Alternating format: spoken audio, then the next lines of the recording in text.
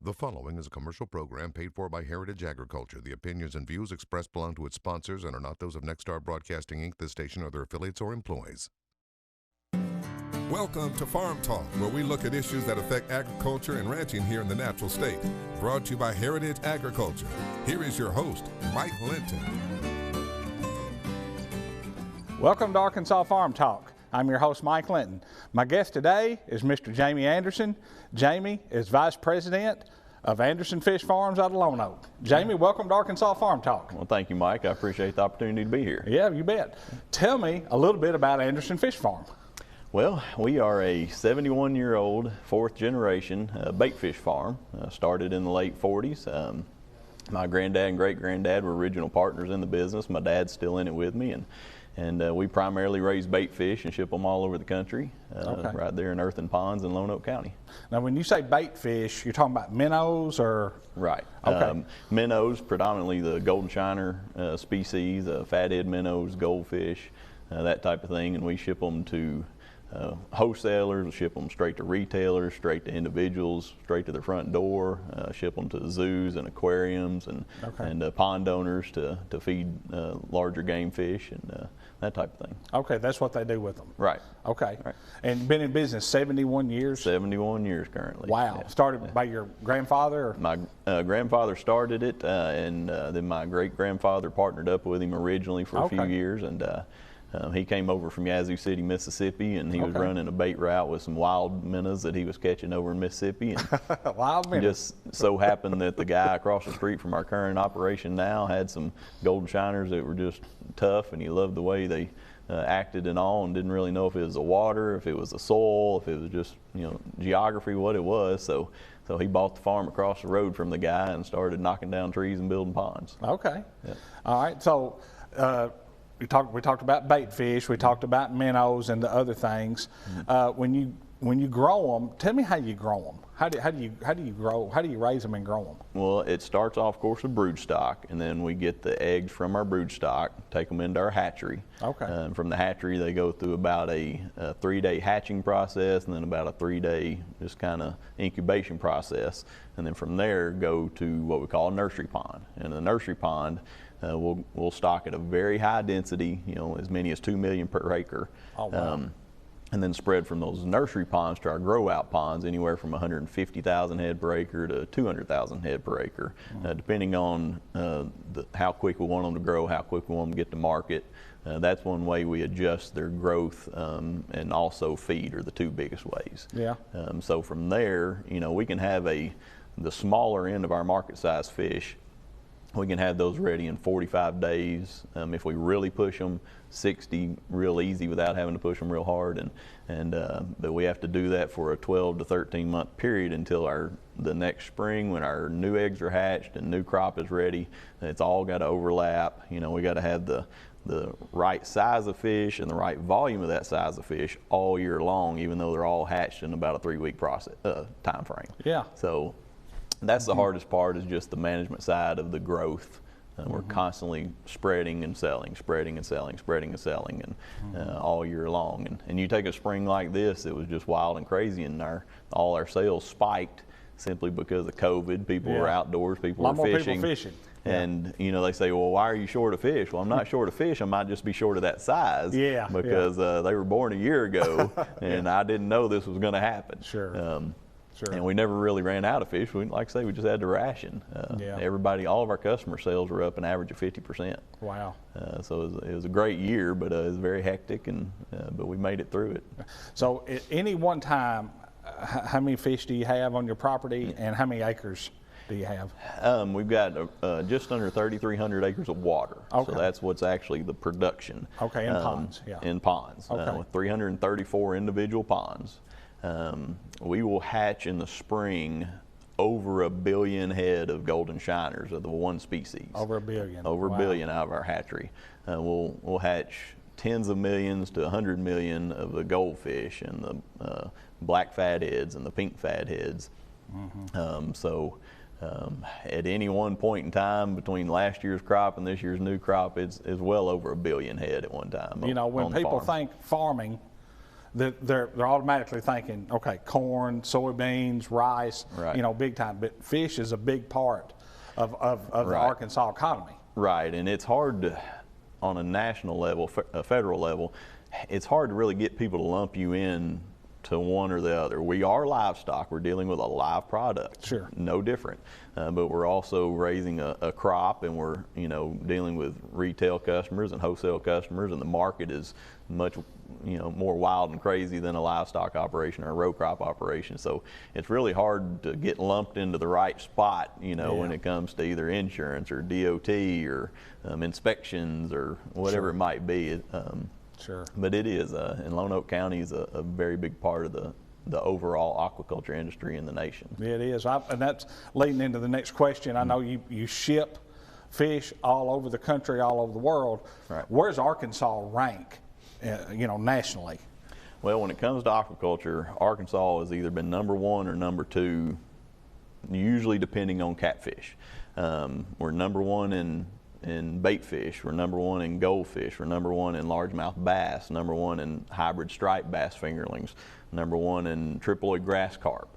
Catfish, we're, I think, currently number 3. A lot of it, the last time it kind of crashed when we had issues with catfish industry, most of it came back in Mississippi. It didn't come back in Arkansas. Yeah. I think we're still at around 10,000 acres in Arkansas of catfish. Okay. But the bulk of it right now is Mississippi and Alabama. So really, whoever's got the biggest catfish operations is going to be number 1, and then we're always going to be 1 or 2. Sure, sure. I know it's a big part of the Arkansas economy, though. Yes, I know it's it huge. is. Yeah. You know, the most recent numbers, we were $191 million industry, and then, you know, the funny thing about aquaculture is it's got a totally different economic multiplier to it, because we, you know, just take our operation. We have multiple individuals coming from out of state with their trucks and the hotels. See them all and the time. Yep. You know, so our multiplier is anywhere from a 6 to an 8, where normally a row crop and other industries are much lower than that in terms of a multiplier. So,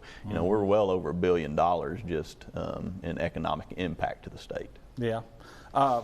Quickly, what's some of the issues you're facing in aquaculture? Gosh, our biggest issues is there's a national, you know, issue and then a local issue. Our national issues are certainly going to be depredation from, you know, we lose most of our crop, or what we lose is to depredation. It's cormorants, it's pelicans, it's herons, it's that type of thing. Sure. that are truly hurting us. We deal with Wildlife Services, which is under USDA and U.S. Fish and Wildlife, constantly on our permitting process to be able to take some of these birds and the numbers we're allowed to take, their harassment techniques we're allowed to use. We deal with that constantly. And then, of course, on a local level, you know, it's going to be labor like anybody else when it comes to agriculture and aquaculture. Yeah. Hold that thought, Jamie. Sure. We're going to take a quick break. We'll be right back with Jamie Anderson, Anderson Fish Farm on Arkansas Farm Talk.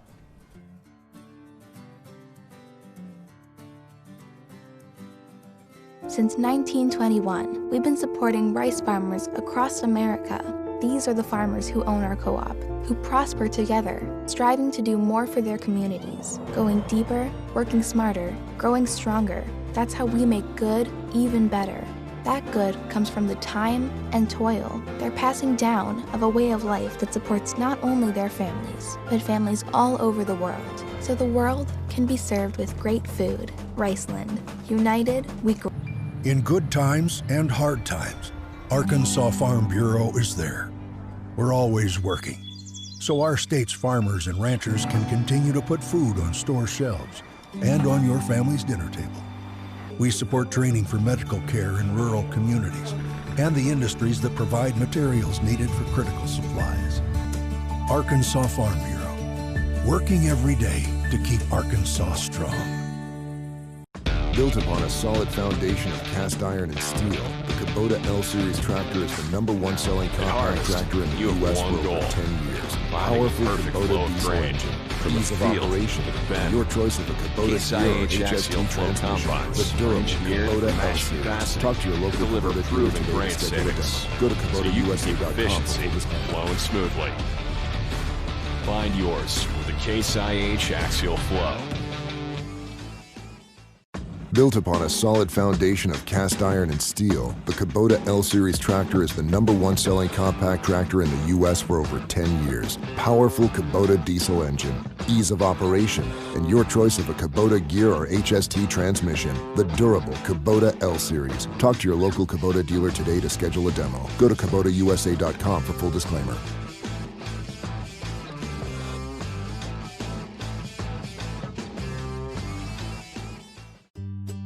No matter how you buy ag equipment, AgDirect can finance it. We're powered by Farm Credit, people who know agriculture. So along with options to purchase, lease, or refinance, AgDirect offers attractive rates, helpful service, and ag-friendly terms. When you compare the price of iron, be sure to compare your cost of money. Ask for AgDirect, built for agriculture, powered by Farm Credit. Make sure you're prepared for the busy planting season ahead with Great Plains planters and drills available at Heritage Agriculture. The Great Plains lineup of planters and drills, including the 3P4025AH twin row and YP825 planters, are accurate, dependable planting solutions, ready to help you kick off your planting season. Heritage Agriculture, the 7 locations to serve you. We're customer focused, customer driven, and we want your business. Welcome back to Arkansas Farm Talk. I'm with Jamie Anderson, Anderson Fish Farms. Jamie, we were talking about some of the issues the industry's facing. Let's get back in that. Like I say, on the national level, I spoke briefly about the bird issues and depredation. We're also constantly dealing with transportation issues because we're traveling out of state with the bulk of our products, no matter what farm you're talking about. Sure. So we're dealing with DOT. The most recent thing would be the ELDs, and so we're working with DOT in Washington, trying to give us some leeway, us in the livestock industry, because like I say, we're no different. We fight the same thing. We can't just stop at 10 hours and pull over. We've got live product. Yeah. So we're constantly dealing with that. On a local level, like anybody else, labor is always an issue, and even people in Lonoke County don't even realize the aquaculture industry is there for the most part, so they don't come looking for jobs there. Sure. Our young kids that are coming out of high school and don't quite know where they want to go and all, we're trying to get into these high schools again, technical programs and all. You and I work closely with our superintendent in Lonoke and this business academy. Yeah. So important for you and I as industry, together. It's getting them into some aquaculture programs, into some agriculture programs, some diesel mechanics, that type of thing. And we just got to do the legwork. We can't expect somebody else to always do it. So trying to get these young people educated on the industry to where when they graduate 18 years old, either they've already interned with us, or at least they know we're there, because I've come and spoke to them in school, and they come look for a job. If they're not wanting to go to college or don't have the money to go to college, at least they know we're there. Yeah, that's a big deal, and I appreciate you hitting on that. We were both involved in the Lonoke Business Academy. I'm excited about it. I know you are too. Oh yeah. And we struggle to find help, and if we can get into the high schools and we can start recruiting kids, and you just mentioned it a while ago, and I didn't even know. The fish business is a $190 million plus business. Yeah. I mean, it's a major business. Right. Yeah, and the fish industry, unlike row crops, I've got an average of 50 employees for 3,300 acres of water. A 3,300 acre row crop farm doesn't have a fraction of that. No. So we need more employees. We need more local employees. We need more, just as many technical employees. I've got 11 tractors that I've got to teach somebody to drive. I've got over 30 trucks I need somebody responsible enough to know how to drive. That type of thing. So it's labor intensive, and those jobs are there. Lonoke County's got over a dozen fish farms that need this labor. And so coming and going to these high schools and educating these kids on it is very important. Do you have or would you consider like an apprenticeship program? Absolutely. Because I will too. I mean, Absolutely. I can't wait for school to get started. Right. So I can get back in the high schools and we can start recruiting some kids. Right. So I open up internships to 3 to 4 kids all the time from high school. I still have 2 for the summer. One just left to go to the Army, and if he comes back, I'd love to have him back. Oh, yeah. But he's been with me over a year as an intern. So yeah, I'm open, even if I don't absolutely need them, I'm opening up those spots just to get their foot in the door, let them see what we're about. Maybe they spread the word, and maybe they become a long-term employee. Sure. What's the industry doing to protect farms as well as state waters from the possible diseases and aquatic nuisance species coming into the state? That's something we are very meticulous about and very proud of our programs. We over 20 years ago, our farm and some others, around 90% of the farms or the acreage is inspected. And by inspected, I mean an APHIS certified vet comes out, collects our product, takes them to an APHIS certified lab, which is partnered with U of A Extension and UAPB, APHIS certified fish pathologists that are looking for any diseases that are in these fish that on a national scale we're worried about. Well, on a national scale also means on a local scale. So we do that twice a year with our farm at the peak time that anything that we don't want might be there or might be, show up. So we've, for over 20 years, we've shown inspection after inspection that we're free of any of this that we might want to ship into a state, say the Northeast states that are very, very tough.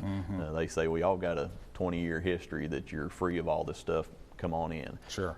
Something else that is big is the aquatic nuisance species, whether it be plant or animal. You can take a zebra mussel or hydrilla or something like that.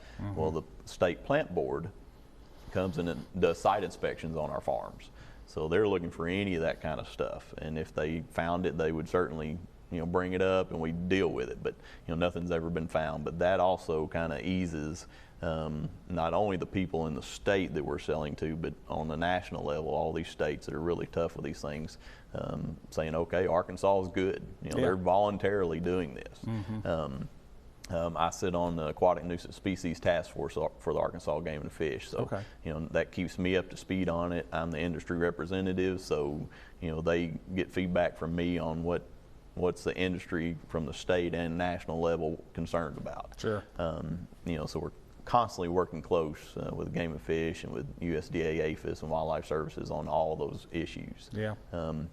We just recently, me and some others of the industry professionals were sat down with the Game and Fish and went over some of our permits for not only moving fish within the state and from farm waters to public waters, but also customers and people and farms that were bringing fish into the state that weren't raised here, and the permitting process they need to go through and what the state requires. And so just updating that, every few years you've got to update that, and I think we've kind of got it nailed down. It's still in the public viewing process, but I feel like that needed to be done, and so we're, by protecting our farms, we're protecting the state waters, and by protecting the state waters, we're protecting our farms. But yes, it's if the state of Massachusetts heard that Arkansas had something on that list that nobody wants, sure, we're all lumped in together. It's not just the state water, it's not just a farm. So we're trying to really be careful with that and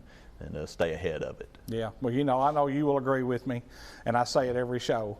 Our Arkansas farmers and ranchers and fish farmers, along with our American farmers, that's what makes us the greatest country in the world. Without and our Arkansas farmers and ranchers and fish farmers are the greatest in the world. Without Most people just don't realize, they think if you're on the outside looking in, well, there's nothing to raising this fish. They don't realize you just put it out there and it grows. Well, you have to manage the water, you got to manage the fish. Right. Right. It is very intensive, and it's a live product, and anything can happen, and all of our markets are volatile. I mean, you just never know from one day to the next. Yeah, I understand. Hold that thought. We're going to take a quick break. We'll be right back with Jamie Anderson, Anderson Fish Farm on Arkansas Farm Talk. No matter how you buy ag equipment, Ag Direct can finance it. We're powered by Farm Credit, people who know agriculture. So along with options to purchase, lease, or refinance, Ag Direct offers attractive rates, helpful service, and ag-friendly terms. When you compare the price of iron, be sure to compare your cost of money. Ask for Ag Direct, built for agriculture, powered by Farm Credit. There's no better time than now to get a great deal on the Kubota BX tractor. Mow, haul, dig, lift. With the #1 selling subcompact tractor in the U.S. for over 10 years, you own the land. Now, make it yours. Get the Kubota BX 2380 for payments as low as $99 a month now through June 30th. See us or go to KubotaUSA.com for full disclaimer.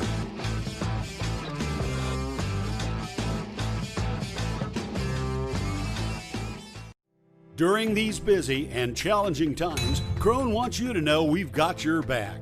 So we're offering you 90 days of deferred payments on select models of Krone mowers, tedders, rakes, and round balers. That's right, make no payments for 90 days. And you can choose from 0% financing options to get the new Krone equipment you need. Check out these low monthly payment examples on select models of new Krone equipment. A lot of land comes with a lot of work. The new Kubota MX series has a lot to offer, including the versatility to mow, move hay bales, grade roads, and clear brush and snow. An optional spacious cab to keep you comfortable in any conditions. A front-end loader with excellent loader lift capacity, hydrostatic or gear transmission options, and affordably priced. Visit your local Kubota dealer today.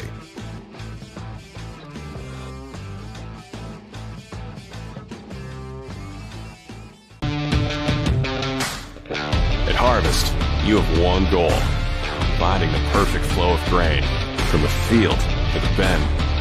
Case IH axial flow combines are engineered for matched capacity to deliver proven grain savings, so you can keep efficiency flowing smoothly.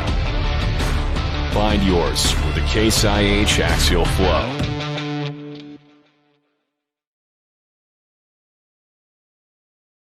Since 1921, we've been supporting rice farmers across America. These are the farmers who own our co-op, who prosper together, striving to do more for their communities, going deeper, working smarter, growing stronger. That's how we make good even better. That good comes from the time and toil they're passing down of a way of life that supports not only their families, but families all over the world. So the world can be served with great food. Riceland. United, we grow. Welcome back to Arkansas Farm Talk. I'm with Mr. Jamie Anderson, Anderson Fish Farm. Jamie, tell me what the future looks like for private aquaculture in the state of Arkansas. Well, if we have more years like this one, it looks good. but realistically, I believe overall looks good. I think the biggest thing our industry's facing is the next generations wanting to come up and do it. Yes. And like any other farm, you don't just go grab a fish farm and get started and roll with it. You need to either be brought up in it or work for one or that type of thing. But I think for the most part it looks good. You know, like I say, I'm 4th generation. I hope there's a 5th coming. Sure. There's a couple other farms that are kind of in the same position. But it's a tough industry.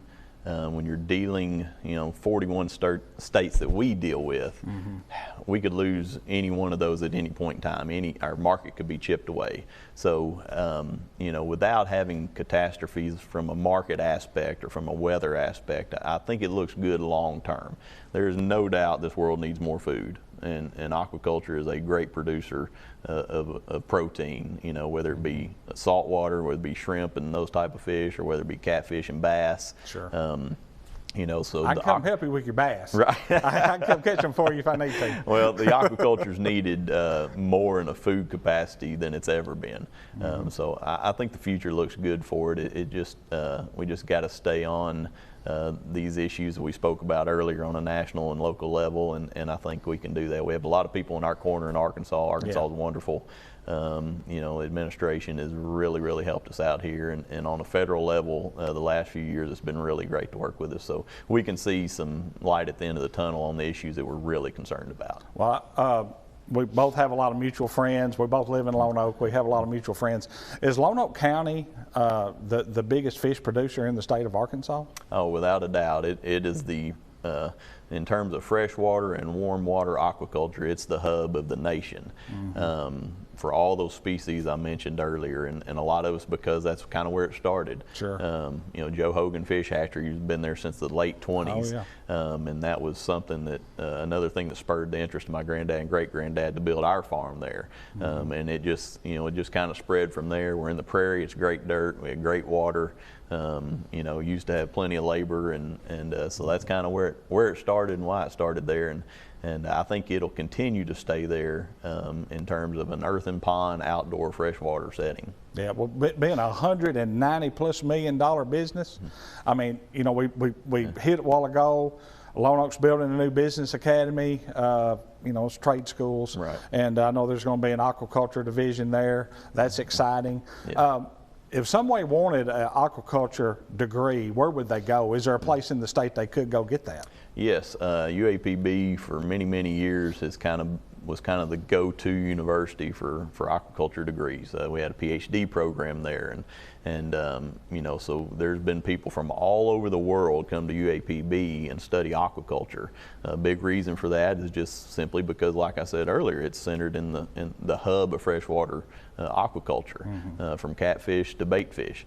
You know, so that's a wonderful place to go get a degree. They have had some of the greatest and most nationally renowned professors and scientists that have not only been there and teaching, but have come from there and gone to other places all over the country. They've been a big reason that we've gotten a lot of things done on a national level, just their backing, their support as an industry. Just because they're very trusted, and if you want to know anything about anything in aquaculture, if you're either going to talk to UAPB currently or talk to somebody who studied there. Yeah. So it's a wonderful spot. So if you want to specialize in aquaculture, that's close to home. Right. I mean, it'd be easy to do. Without a doubt, and I would, for these young people, men and women, I would say if you're anywhere close to an aquaculture farm or business and you have any interest in it, go talk to them. Go intern there. Sure. Go get started while you're in high school and decide if it's something you want to do. And keep in mind, aquaculture is salmon, trout, shrimp, you know, I'll lobsters. catch them or eat them all. I mean, it's not just freshwater Lone Oak aquaculture either. Sure. It's coast to coast, border to border. Yeah. There's a lot that's under the umbrella of aquaculture, and you can learn that in Lone Oak. You can learn that at UAPB or other universities across the country, and it's a wonderful industry and a lot of fun. If you love being outdoors, you know, and don't like shoveling levee gates or roping cattle. That's part of it. That's part of it. You know, but it's all hard work, but it's very rewarding, a lot of fun. Real quick, how's COVID-19 affected you? The sales, I think, in our industry, the sport fish industry, all that was up. I think the biggest portion of aquaculture that took the hit was going to be the food fish. Yeah. The catfish farmers, the tilapia, the redfish, the largemouth bass that go to a lot of markets. They took a really big hit, and I'm concerned about them, but I think they're going to be okay. Hopefully they can get some help, and but for the most part, everybody keep fishing like you did this year, and we can sell a few more bait fish. Well, Jamie, I want to thank you and thank your entire family for everything you do to promote agriculture in the natural state. The fish business is a huge part of it, especially Lone Oak and Lone Oak County, where we live. Yeah, well, thank you very much. I appreciate you having me. We'll see you next week on Arkansas Farm Talk. Thank you for watching Arkansas Farm Talk, brought to you by Heritage Agriculture.